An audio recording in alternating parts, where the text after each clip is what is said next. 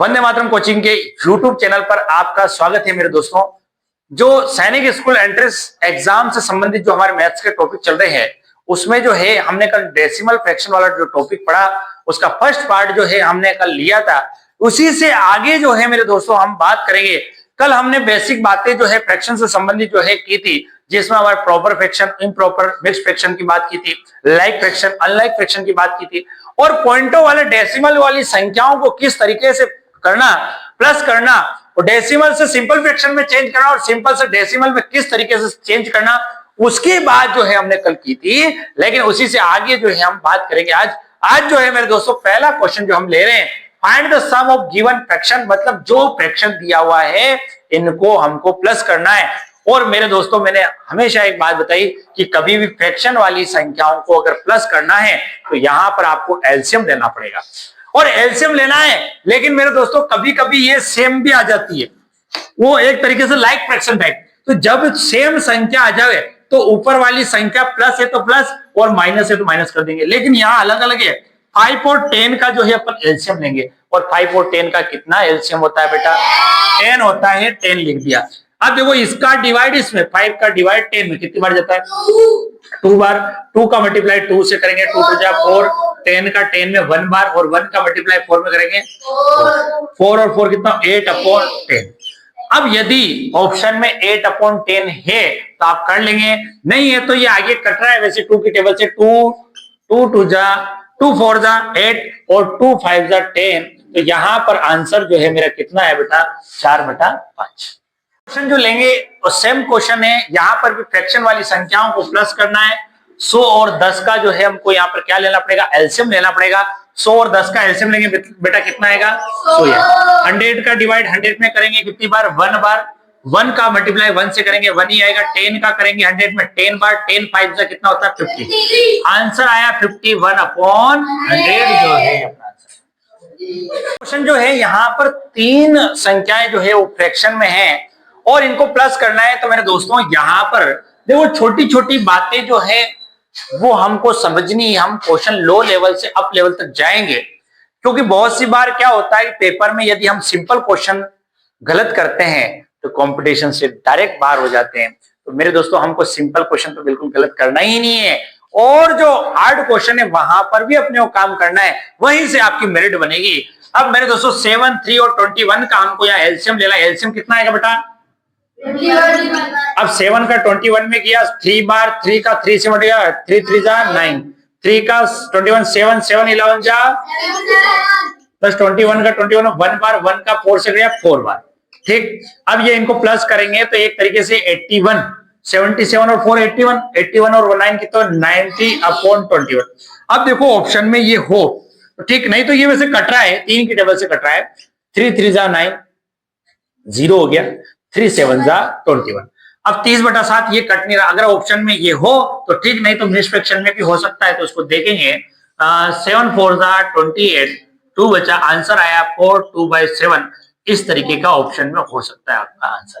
ठीक है बेटा। तो पिछले जो क्वेश्चन थे उसमें प्लस हमने देखा था। अब जो है हम मल्टीप्लाई का एक क्वेश्चन ले रहे हैं, ये भी फ्रैक्शन में, लेकिन यहाँ मिक्स्ड फ्रैक्शन में कोई संख्या दे रखी है। जैसे कि मिक्स्ड फ्रैक्शन को सिंपल फ्रैक्शन में आप चेंज करना आता ही है। 5 2 जा 10 और 1 कितना हो गया? 11/2 इंटू 2/3 इंटू इसको वापस सिंपल फ्रैक्शन में 11 2 जा 22 फ्रैक्शन, ये एलसीएम इतना ही लिया। 11 2 जा 22 और 1 कितना हुआ? 23। बोलो समझ में आया कि नहीं? अब इनको जो है हमको मल्टीप्लाई करना। अब मल्टीप्लाई में कभी भी एलसीएम नहीं लेना चाहिए, समझ गया बात को? मल्टीप्लाई डिवाइडेशन में एलसीएम नहीं लिया जाता है, प्लस माइनस में लिया जाता है। तो हम क्या करें, इसको काटने की कोशिश करते हैं। सोल्व आउट करने के लिए देखो 2 से 2 कैंसल, 11 से 11 कैंसल, बचा क्या? 23/3। अब इसमें डिवाइड नहीं जा रहा तो हम क्या करें, मिक्स्ड फ्रैक्शन में लाने के लिए इसको करते हैं। 3 1 जा 3, 3 7 जा 21, रिमाइंडर कितना बचा? 2। आंसर आया 7/2/3। क्वेश्चन जो है डिवाइड में दिया हो, फ्रैक्शन का मिक्स्ड फ्रैक्शन है, दोनों संख्याएं उनको डिवाइड करना है। ऐसे कभी कभी छोटे छोटे क्वेश्चन भी आ जाते हैं तो इनको कैसे करें मेरे दोस्तों? सबसे पहले इसको सिंपल फ्रैक्शन में चेंज करेंगे। तो यहां पर 3 ऐसा कैसे होगा? 11 3 जा 33 और 4 कितना हो गया? 37। ठीक, डिवाइड बाय ये 7 ऐसा कैसी होगा 15 और 7 जा 15 7 जा कितना होता है बेटा 105 और 1 कितना हो गया 106 हो गया। कोई दिक्कत इसमें नहीं है। अब देखो मैंने जब सिंप्लीफिकेशन पढ़ाया तो तब एक बात बताई थी कि कभी भी इस तरीके की चीज आ जाए इसका मतलब आपको यहां चिन्ह परिवर्तन करके इसको अपोजिट कर सकते हो, ये काम आप कर सकते हो। समझ में आया कि नहीं? अब यहां काटते हैं, क्या यहां कोई चीज कट रही है क्या बेटा? अब यहां पर देखो ये 37 है, ये प्राइम नंबर है। अब देखा जाए 37 भी प्राइम नंबर है और 37 से ये 106 भी नहीं कट रहा है। अगर कटता तो हम काट देते इसको। अब नहीं कर रहा है, कट रहा है, तो ऐसी कंडीशन इनको मल्टीप्लाई कर लो और इनको मल्टीप्लाई करो। 7 7 जा 49, 9 बचा, रिमाइंडर बचा 4, 7 3 जा 21 और 4 कितना हो गया 25 हो गया। अपन कितना करें 106। अगर ऑप्शन में आपको ये मिल जाता है तो आप ये लगा सकते हो, नहीं तो मिस फ्रैक्शन में अगर आ रहा हो तो आगे भी इस तरीके से। अच्छा 106 को 3 से मल्टीप्लाई करना था ना, है ना। 3 6 जा कितना हो गया 18, 1 बच गया और 3 0 तो 1 हो गया, 3 1 जा 3, ये 1 रिमाइंडर 1 ऐसा ऐसे रहेगा। यहाँ पर 3 1 जा 3 हो गया, यही बच रहा है बेटा। अब देखो यहां पर समस्या ये आ गई 259/318, क्या ये कट रहा है क्या किसी की टेबल से? अगर देखते हैं, अब ये भी नहीं कटा, जब ऊपर नहीं कटा तो ये कैसे कटेगा? तो आपके ये हो सकता है कि 259/318 आ सकता है, ऑप्शन में आपके हो सकता है। लेकिन अगर नहीं भी है तो आप यहां पर डिवाइड कर सकते हो 318 से। और कैसे इसका आंसर निकालें? अब देखो ये बड़ी संख्या और ये छोटी संख्या है, तो यहां क्या करो आप, जब नहीं जाता है तो अपन क्या लगाते हैं यहाँ पे 0 और पॉइंट। जैसे 0 पॉइंट लगाए यहाँ पे क्या बन गया बेटा 0 बन गया। अब 318 का 2590 में अपने को डिवाइडेशन करना है, तो ये करीबन करीबन जो जाएगा वो 8 बार जाएगा। 3 8 जा 24 होता है, तो 24 आसपास यही जाएगा। 318 देख करके देख लेते अपन। 4 8 जा 32, 2 बचा, 3 4 1 जा 4 और 3 कितना हो गया 7, 4 3 जा 12। ये एक तरीके से ये 8 बार करके देखते हैं इसको वापस। 8 8 जा 64 का 4 रिमाइंडर बचा 6, 8 1 जा 6 कितना हो गया 14, 1 बच गया। 8 3 जा 24 और 1 कितना हो गया, ये कितनी बार जा रहा है बेटा 8 बार जा रहा है। और हमारे पास 2 5 4 4 एक तरीके से ये आंसर आ रहा है। अब यहाँ रिमाइंडर निकालना है, 10 में से 4 गए तो 6 आ गया और 9 में से 5 गए, 8 में से 4 गए, एक ही बात है। तो यहाँ पर ये आया 4 और ये जो है ये कट गया, अब कुछ भी नहीं बचा। अब यहाँ पे अपन 0 लिख सकते हैं, तो 318, तो यहाँ पर एक बार ही जाएगा और एक बार ही जाएगा और 318 हो गया। अब देखिए आगे यहाँ पर 10 में से 8 गया तो 2 और 1 2 6 और 2 गया 4 और यहाँ पर 4 में से 3 गया तो ये हो गया 1। बोलो समझ में आया नहीं आया? अब 142 है, अगर आगे भी है, वैसे ज्यादातर तो है आपको पॉइंट के बाद 2 संख्या, तो यहां आगे करने की जरूरत नहीं। अगर करना चाहो तो ये 1420 लगाओगे। देखिए एक बार और करके देख लो, आगे जा रहा है तो ये 4 बार करके देखते हैं। 4 8 जा 32 का 2 रिमाइंडर बचा 3, 4 1 जा 4 और 3 कितना होता है 7, 4 3 जा 12 हो गया। तो ये करीबन करीबन आपका नहीं आ रहा, अभी भी नहीं कट रहा है। तो आप क्या करो, 10 में से 2 8 गया, 3 12 में से 8 गया 4, ठीक, और यहां पर एक और दिया इसको 0 हो गया, तो ये 48 आया। तो कुल मिला के ये कितनी बार गया था बेटा 4 बार गया था। तो आपका आंसर या तो 0.814 आपको मिल जाएगा, या फिर नहीं मिल रहा है तो 259/318, वैसे ज्यादातर यहीं तक ये होगा। क्वेश्चन जो है वो देखिए, सिंप्लीफाई द एक्सप्रेशन। ये सेम क्वेश्चन है, डिवाइडेशन वाला है और यहाँ पर मिक्स फ्रैक्शन में है, तो इसको सिंपल फ्रैक्शन में चेंज करेंगे। 5 4 जा, ये 4 ऐसे करेंगे, 5 4 जा कितना होता है 20 और 21, ये हो गया। अब डिवाइड ऐसे करेंगे 2 2 जा 4 और 1 कितना हो गया 5/2। अब मैंने आपको बताया, कभी भी सिंप्लीफिकेशन में बताया कि कभी भी इस तरीके से चिन्ह चेंज करके आप इसको अपोजिट कर दो। बात समझे? अब इसको सोल्व आउट करने का प्रयास करेंगे मेरे से। 2 2 जा 4, अब आगे कुछ कठिन रहा है, 21 और 2 5 जा 10, तो आंसर कितना है 21/10 जो है इसका आंसर आ गया। पर जो इंपॉर्टेंट क्वेश्चन अपना जो अब आया है, ज्यादातर क्वेश्चन इस तरीके से फ्रैक्शन में आते हैं कि असेंडिंग ऑर्डर और डिसेंडिंग ऑर्डर में संख्याओं को जमाना है। बहुत सी बार 4 ऑप्शन आपको दिए होंगे, वो पहले से ही जमे हुए आएंगे। और यहां पर भी ऑप्शन है, लेकिन मैंने यहाँ ऑप्शन नहीं दिए हैं आपको जमाने के लिए, कहा भाई आप असेंडिंग ऑर्डर में यहाँ जमाई। अब देखो बहुत सी बार जो है, जो हिंदी मीडियम के बच्चे हैं वो कंफ्यूजन होते हैं कि यार असेंडिंग कैसे कहते हैं और डिसेंडिंग कैसे कहते हैं। तो मेरे दोस्तों, हिंदी में एक शब्द यूज करते हैं हम आरोही क्रम, आरोही क्रम, और एक शब्द यूज करते हैं अवरोही क्रम। आरोही में बेटा कितने शब्द है? 3 शब्द है। अवरोही में कितने शब्द है? 4 शब्द है। इसका मतलब छोटा कौन है? आरोही। बड़ा कौन है? अवरोही। अगर आरोही कह दे तो छोटे से बड़ा, अवरोही कह दे 4 शब्द है, बड़ा है तो बड़े से छोटा। अब यहां पर भी असेंडिंग और डिसेंडिंग में बहुत सारा कंफ्यूजन होता है। एसेंडिंग तो इसका मतलब स्टार्टिंग किससे हो रही? ए से, और यहां डिसेंडिंग में स्टार्टिंग किससे हो रही है? डी से। छोटा कौन है? ए। छोटा कौन है? ए। तो इसका मतलब असेंडिंग मतलब छोटे से बड़े की तरफ, डी बड़ा है तो इसका मतलब बड़े से छोटे की तरफ। बोलो समझ में आया नहीं? कंफ्यूजन नहीं हो रहा। अब यहां पर आपको कहा असेंडिंग ऑर्डर, अब असेंडिंग ऑर्डर में जमाने के लिए छोटे से बड़े की बात है। अब देखो इसमें 2 चीज मैं आपको क्लियर कर देता हूं।